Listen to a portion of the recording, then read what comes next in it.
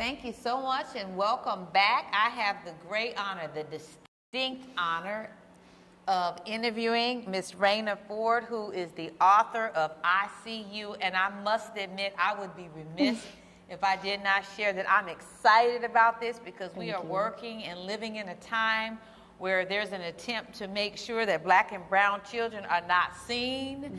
You didn't even know I was gonna say that. And so the fact that you have written a book, we'll talk about the contents in a second, entitled I See You, and then I See You, the author. Do you know that there is a lack of African-American authors in American schools today?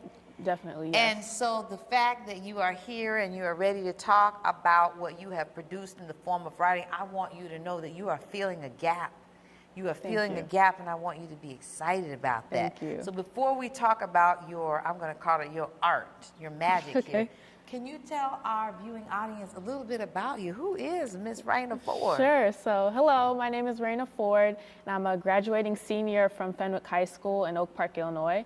And next fall, I will be attending the Howard University, majoring in international business with a minor in marketing and Spanish. Absolutely. So. Can you tell us, before you talk about the contents of the book, can you tell us a little bit about the inspiration behind your book? And I want you to hold it because it's your baby. Sure. So I grew up within a household where my sister, my older sister, had a disability. And there are thousands of households like that.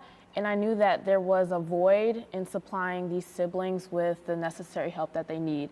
And so my inspiration for this book stemmed from my own story, pretty much. I grew up, you know, she had to receive a lot of attention from my parents, and I often felt alone. So I wanted to help other children who didn't have this resource when I was younger, to essentially find their voice, learn positive coping skills, and understand that their voice is powerful and they should be seen and heard. And I think that is so powerful because very often you'll see workshops or you'll see books or even in magazines where there is conversation about the needs of students with various disabilities.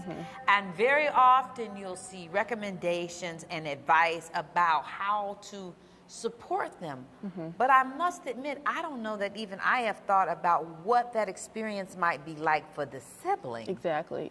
There are 10 to 20 million children in the U.S. that have a disability, but there's also 40 million siblings living in their home. And so the purpose of my book, what I'm trying to do is fill that void, like I said, and just supply these children with powerful messages to uplift them, because I know that I would have loved to have this resource when I was younger, and I'm just trying to impact their lives as much as possible. Can we delve into the content a little bit? Sure. Can you tell me some of the content that is actually in the book without giving away your book, because we do intend to have this book sold? Yes. So the book is about, it follows a girl, her name is Leah, and her mother tells her that she's going to a summer camp where she'll meet other children like her, meaning these are other siblings of children with a chronic illness or disability. And while at camp, she learns about different, coping skills, and she also learns about her own talents, which make her special. And I won't reveal that yet, but yeah, don't tell them anything. She gets to essentially interact with other kids like her and understand that she's not alone.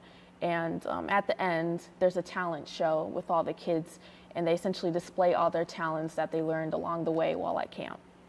What are you most proud of as it relates to the contents of that book? And then I have another question. What I'm most proud of is my ability, my story growing up. It was very difficult, and it still is a little difficult to talk about, but I was able to put it on paper and for it to resonate with other children. And when I'm going to other schools, talking and speaking and having random kids come up to me and be like, oh my gosh, my sibling has autism or ADHD like you. And I deeply connected to your book. That's been the greatest feeling ever. And I'm so glad that my story was able to, be placed on paper and impact the lives of millions of children. And so how have you grown?